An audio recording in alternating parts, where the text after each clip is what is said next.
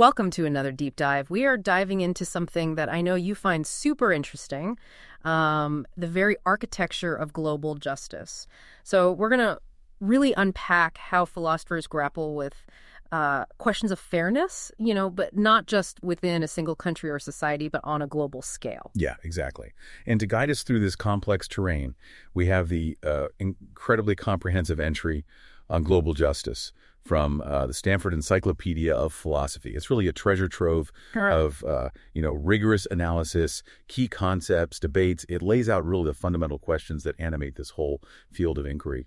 And our mission here, I guess you could say, is to shed light on these core frameworks and really highlight, where the fault lines are and how we think about justice on a global scale. All right, so let's get right to it. When philosophers throw around this term global justice, what are they actually talking about? And I guess more importantly, how is that different from the way we traditionally think about international justice? Yeah, that's a great place to start. I mean, it might seem like a subtle distinction, but it really is key. So, traditionally, international justice has really been focused on the relationships and the principles of fairness that should govern interactions between states or nations. So think about treaties, international law, diplomacy. These are the classic concerns. But global justice really shifts the focus. It takes individuals as the fundamental unit of moral consideration. So the central question becomes, what are the demands of justice that apply to all individuals on the planet, regardless of these political borders?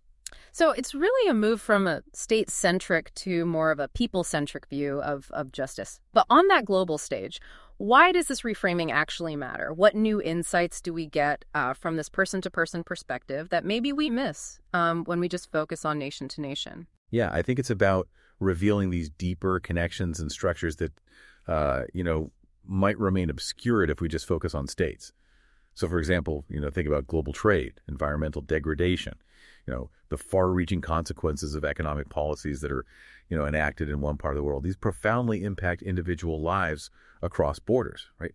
So by asking what obligations do individuals have to one another, regardless of where they live, we uncover these neglected responsibilities, and we get a much more complete picture of what justice demands in our increasingly interconnected world. It's about those underlying moral relationships. So let's say a philosopher wants to actually build a theory of global justice. What are the sort of the essential components that they need to think about? What are the key questions?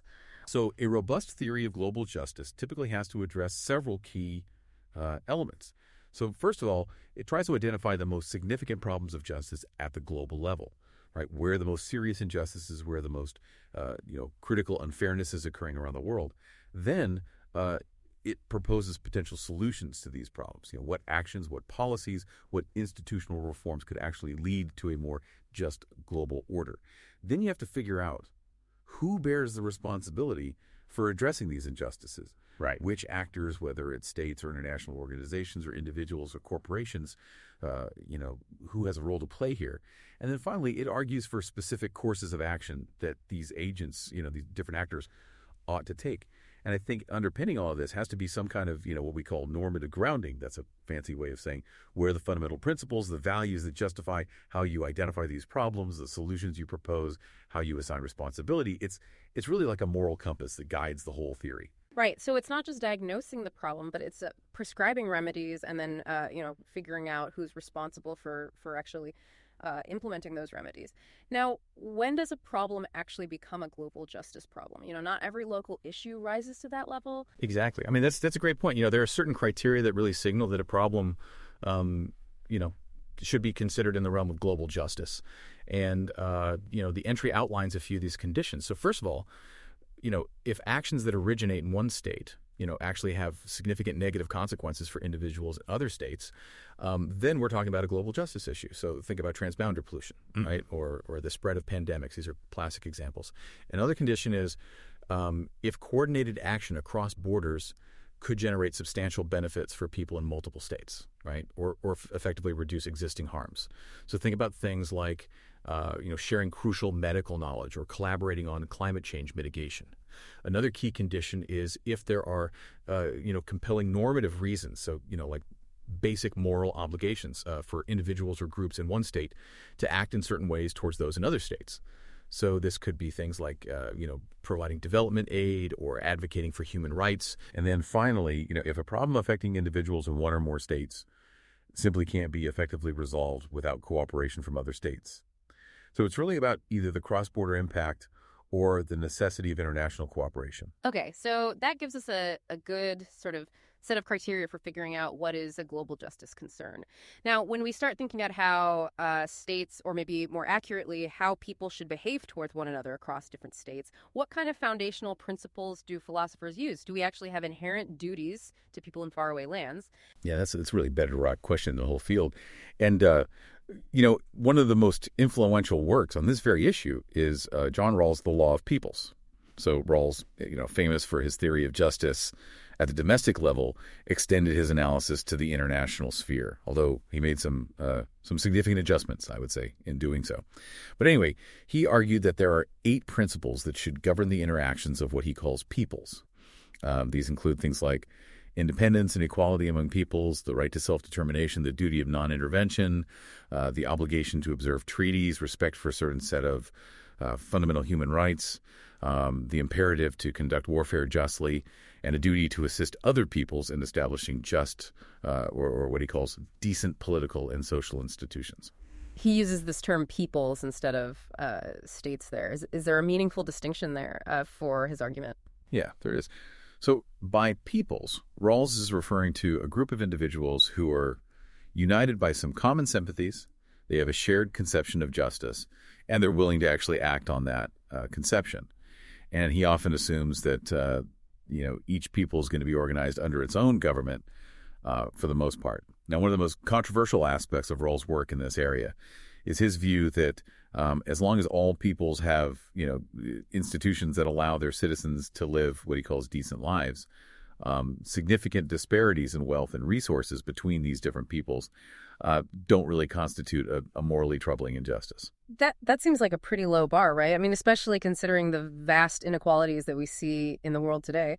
So what are some of the arguments against this sort of limited view of global distributive justice? Well, critics argue that even if basic needs are met, extreme inequality can lead to a whole host of serious problems.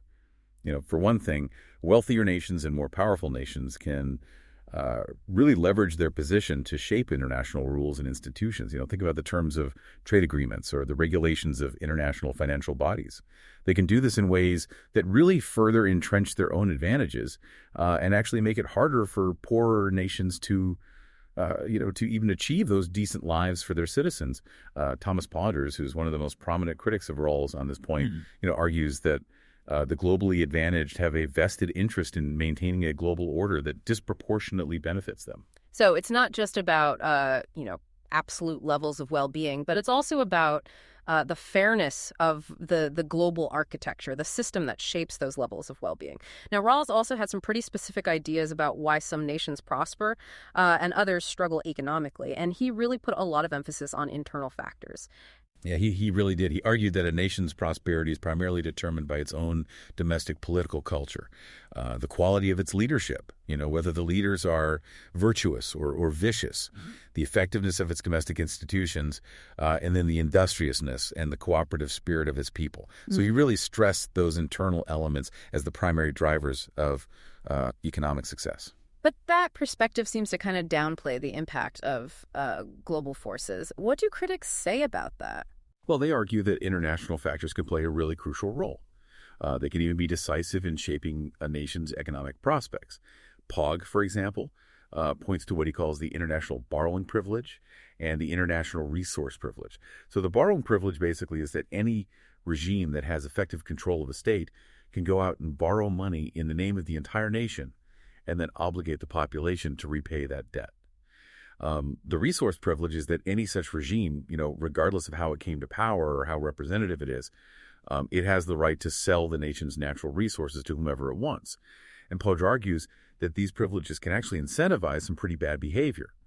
They can encourage authoritarianism. They can encourage kleptocracy because people are motivated to seize power just so they can exploit national resources and accumulate debt for their own personal gain. With very little accountability. And because the globally advantaged, they benefit from these arrangements, They get access to resources, they get lending opportunities.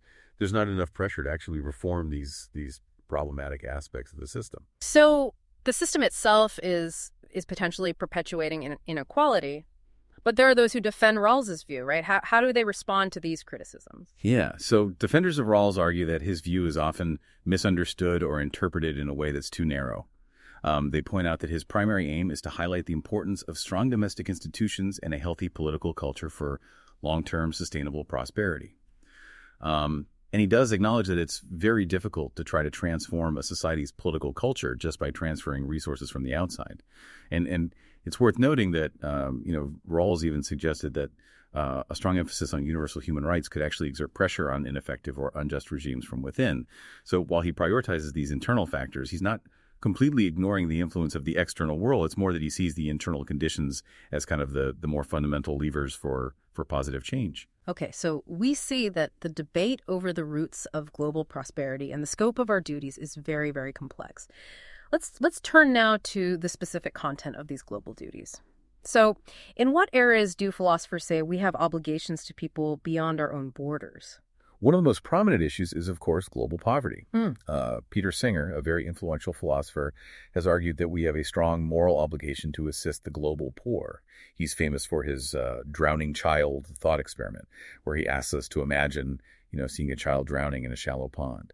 And he argues that if we can prevent something bad from happening, like a child drowning, without sacrificing anything of comparable moral significance, then we really have a strong moral duty to do so. And he extends this principle to the context of global poverty. He says, look, we in affluent countries can alleviate immense suffering at a relatively minor cost to ourselves.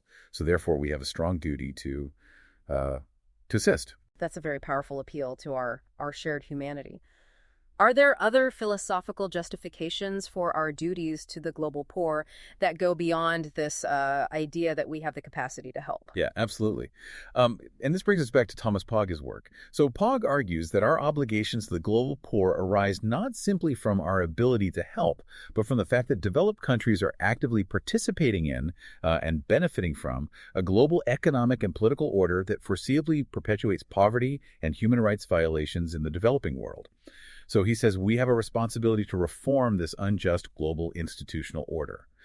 So while Singer is really focusing on our capacity to alleviate suffering, Pogge is drawing attention to our potential complicity in actually causing or maintaining that suffering. So one perspective emphasizes a duty to help, and the other highlights a duty to stop causing harm. That's a really important distinction. What other ethical frameworks do philosophers use when thinking about global duties? Another really important perspective is what's called the capabilities approach, which was developed by Amartya Sen and Martha Nussbaum. So instead of just focusing on metrics like income or GDP, this approach emphasizes what people are actually able to do and to be. So Nussbaum, for example, has developed a list of 10 central human capabilities. These include things like the ability to live a life of normal length, the ability to have good health, to experience emotions, to participate effectively in political life. And she argues that these capabilities should be secure for every person, regardless of where they live. So it shifts the focus from just having resources to really having the opportunity to live a flourishing human life. And of course, there's also the framework of universal human rights, which, we'll get to in more detail later, but that's another crucial lens for thinking about our global duties. Right. The capabilities approach, it gives us a much richer picture of well-being that goes beyond just, material wealth. Now, a very common tension in moral philosophy is, do we have stronger moral obligations to our fellow citizens than we do to people in other countries? This is the classic debate between nationalism and cosmopolitanism. Exactly. So nationalists argue that our membership in a shared national community creates special bonds of solidarity and, unique moral obligations towards our co-nationals. They emphasize things like shared history, shared culture, shared identity. They might also argue that the state provides this crucial framework for establishing and enforcing systems of justice. And some nationalists even make more instrumental arguments. They say, look, prioritizing our own national community is the most effective way to ultimately promote justice and well-being for all. So it's not necessarily about indifference to outsiders, but more about a belief that, national ties are really primary for effective action and fulfilling your duties. How does the cosmopolitan view challenge this? Yeah. So cosmopolitans, they draw on this ancient idea of being a citizen of the world. They argue that every individual human being has equal moral worth. So we should give equal consideration to the interests and needs of all persons regardless of their nationality. Martha Nussbaum, for example, emphasizes our shared humanity. She talks about this idea of a global community of human persons within which we also have various local loyalties. And Thomas Pogge focuses on the institutional implications of cosmopolitanism. So he argues that we should design and operate global rules and institutions in a way that gives impartial consideration to the fundamental interests of every person on the planet. So these two views, they often seem fundamentally at odds. Is it even possible to reconcile this commitment to global justice with a sense of, national belonging? Yeah, that's a great question. I mean, some cosmopolitans do see a pretty deep tension there, but others argue that these perspectives can actually be compatible. So Pogge, for example, proposes a kind of division of labor, he says. Cosmopolitan principles should primarily guide the design of global institutions. But there's still room for, legitimate forms of patriotism and special obligations to your compatriots. Cook-Chortan, another philosopher, argues that cosmopolitanism sets the basic framework for global entitlements. But within that framework, there can still be special duties to co-nationals. Yeah. And another line of argument is that achieving justice within a nation state is actually deeply intertwined with addressing global injustices. So you have instrumental reasons to care about both. So it doesn't have to be an either. And what about the role of equality in all this? Do egalitarians, for example, do they think our concerns for equality should stop at national borders? Yeah, so egalitarian philosophers also grapple with this question. Some argue that the unique relationships within a state, the fact that we're subject to a shared coercive legal system, the fact that we're engaged in these reciprocal social and economic interactions, they argue that this creates special egalitarian duties to our fellow citizens. So those duties might not extend globally in the same way, but other egalitarians argue that because global institutions, because the global economic order exerts this coercive power on individuals worldwide, our egalitarian concerns should actually extend globally. So Nicole Hassoun, for example, argues that the coercive nature of international institutions means that we have to ensure that everyone who's subject to those rules has the basic necessities that they need to meaningfully consent or dissent. And that would include things like adequate food, water, healthcare globally.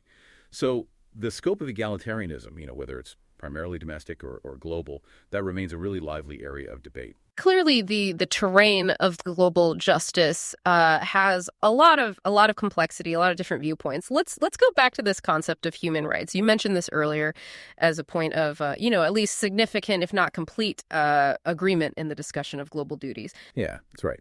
So despite these debates between nationalists and cosmopolitans about the scope and the nature of our obligations, there's often a pretty broad consensus that universal human rights provide a really important foundation for understanding at least some of our basic global duties. And the UN Universal Declaration of Human Rights is a very influential document in articulating these rights. And Henry Shue, a philosopher, made a really significant contribution here by arguing that all basic human rights, including rights to subsistence, things like food, water, shelter, he argued that those rights are just as fundamental as rights to physical security and liberty. And he also argued that all rights have both negative duties, duties to refrain from violating them, and positive duties, duties to actively ensure that they are fulfilled. So it's not just avoiding harm, but also actively working to secure, basic human dignity for everyone. And how does this connect back to that earlier discussion about a potentially unjust global order? Yeah, well, Pogge, again, makes a very compelling argument here. He says that when the prevailing global order foreseeably leads to widespread failures to fulfill basic human rights, and when feasible reforms to that order could prevent those failures, then our collective inaction in implementing those reforms actually makes us complicit in those rights violations. So we have very strong moral obligations to work towards reforming the global order in a way that actually secures human rights for all individuals. Wow. That's a pretty powerful indictment. And it suggests that there's a shared responsibility for systemic failures to uphold human rights. Now, shifting gears a bit, the entry also delves into this very complex ethics of the use of force and military intervention in the international arena. And this is something that philosophers have been thinking about for literally millennia. Yeah, that's right. I mean, the tradition of just war theory has this long and rich history, going back to ancient thinkers like, Aristotle, Cicero, Augustine, Aquinas. And it basically tries to establish a set of moral criteria for determining when it's actually permissible to go to war. That's what's called jus ad bellum, justice in going to war. And then also, once a war has started, how should military actions be conducted ethically? It's called jus in bello, justice in the conduct of war. So when it comes to justifying a war, some of the key principles include having a just cause. The war has to be initiated by a legitimate authority. You have to have the right intentions. The goals of the war have to be proportional to the means that you're using. It has to be a last resort. You have to have a reasonable chance of success, and you have to be aiming for a just peace. And then when it comes to the conduct of war, key principles include non-combatant immunity, meaning you have to protect civilians, and proportionality in the use of force. The force that you use has to be proportional to the military objectives that you're trying to achieve. More recently, there's been a growing focus on the idea of justice in ending wars, just post-bellum, and even justice in exiting wars, just ex bello, but those are topics for another time. It's such a rich and complicated set of principles, and of course, applying them in the real world in actual conflicts must be incredibly difficult and very often deeply contested. One area that's particularly controversial is this whole idea of humanitarian intervention. Under what conditions, if any, is it actually okay for one state or a group of states to use military force within the borders of another state to prevent or stop atrocities, mass killings, things like that? Yeah, that's one of the most difficult ethical dilemmas in international affairs. It's this really tricky balancing act between the principle of state sovereignty, the idea that states have a right to govern themselves without interference, and then the responsibility to protect vulnerable populations from things like genocide, war crimes, ethnic cleansing, crimes against humanity. And unfortunately, tragic events in places like Rwanda, the former Yugoslavia, and more recently Libya have really brought this issue into sharp relief. Now, in 2001, the International Commission on Intervention and State Sovereignty issued a report called The Responsibility to Protect. It's often called R2P. And this offered a framework for thinking about when intervention might be warranted, drawing on these just war principles. And this report actually gained some endorsement from the UN, but there's still deep concerns about whether humanitarian interventions are ever truly motivated by humanitarian concerns, or whether they're just a pretext for pursuing national interests or even engaging in new forms of imperialism. So establishing really robust accountability mechanisms for intervening powers, as philosophers like Alan Buchanan and Robert Keohane have argued, is absolutely crucial. Absolutely. And then you have the incredibly disturbing issue of terrorism. How does that fit into these philosophical discussions of global justice and the use of force? Yeah. So terrorism is generally defined as the use or the threat of violence against individuals, often civilians who are considered innocent, to instill fear and to achieve some kind of political objective. Now, philosophers really wrestle with these fundamental questions about whether there's a moral distinction between terrorism committed by non-state actors and actions taken by states that might also be considered terroristic. And one of the most thorny issues is the definition of an innocent target. Terrorist groups often argue that citizens of states that they oppose are actually complicit in their government's actions and therefore not truly innocent. And this raises uncomfortable parallels, frankly, with instances where states have deliberately targeted civilian populations in what they consider to be supreme emergencies. Really, really challenging questions there. Okay, let's shift our attention now to another major area of global justice, economic inequality and the fairness of the global economic system itself. Yeah, so global economic injustice is a really, really pervasive and multifaceted issue, especially in our increasingly globalized world. We have this increasingly integrated global economy driven by transnational corporations, overseen by supranational regulatory bodies like the World Trade Organization, the WTO. We see a push towards free trade and really high levels of economic interdependence. And while globalization has had some positive effects, it's certainly generated wealth in some areas, it's also potentially exacerbated inequalities in others. So philosophers are really concerned about the fairness and the justice of these global economic arrangements. We often hear criticisms of institutions like the WTO or the immense power of these multinational corporations. So from a global justice perspective, what are some of the ethical concerns here? Critics argue that some of the policies promoted by the WTO, for example, policies that allow for protectionist measures in wealthy countries, but at the same time push for trade liberalization in developing countries, these policies can create a really uneven playing field. And there are also ethical concerns about the enormous power and influence of these multinational corporations and their ability to negotiate deals with developing countries that might benefit the corporations disproportionately at the expense of vulnerable populations or environmental safeguards. And the prevalence of sweatshops, where workers are subjected to terrible conditions for very low wages, is a stark example of how consumers in affluent countries can actually be implicated in systems of exploitation that are, far removed from their daily lives. And there have been proposals like the just linkage concept put forward by Christian Berry and Sanjay Reddy, which aims to use trade agreements to actually incentivize the adoption of better labor standards in these exporting countries. So it seems like responsibility in this global economy, it's not just about, what nation states do. It also extends to corporations and even the decisions that individual consumers make. What about other aspects of global economic justice, like debt relief or, the ethics of microfinance? Yeah, philosophers have definitely engaged with those issues as well. So there's been a lot of discussion about, what's called odious debt. This is debt that's incurred by illegitimate regimes and that maybe shouldn't be the responsibility of subsequent democratic governments to repay. There are strong moral arguments for canceling that kind of debt. And there are also debates about whether microfinance is actually an effective tool for poverty reduction. Some people worry that it might actually create new forms of vulnerability. And then, as we touched on earlier, there's this whole question of the ethics of consumption. Do individuals in wealthy countries have a moral duty to prioritize ethically sourced and produced goods?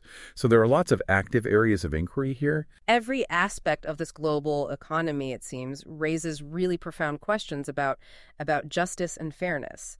Now let's turn to another really critical dimension of global justice, which is gender justice. Yeah, so one of the things that the entry makes really clear is that poverty and injustice around the world disproportionately affect women and girls. And this is due to a variety of factors. Prevailing cultural expectations can lead to women bearing the primary burden of resource scarcity within households. They're often denied equal access to things like education, healthcare, political participation, and harmful cultural practices such as honor killings, female genital mutilation, female infanticide, forced prostitution, discriminatory laws regarding property ownership and inheritance. These are often exacerbated by conditions of poverty, making women and girls especially vulnerable. Now, the capabilities approach, which we talked about earlier, championed by Martha Nussbaum and Amartya Sen, this is often seen as a really valuable framework for advocating for greater opportunities for women and girls globally. It's really disturbing to think about the ways in which gender inequality manifests itself in different parts of the world, and often with very devastating consequences. So what are some of the sort of broader transnational structures and dynamics that contribute to these inequalities? Yeah, so Alison Jagger, a feminist philosopher, has highlighted how transnational economic and social structures, like those that drive the global demand for domestic labor in the sex industry, these can actually create and perpetuate very specific forms of gendered vulnerability.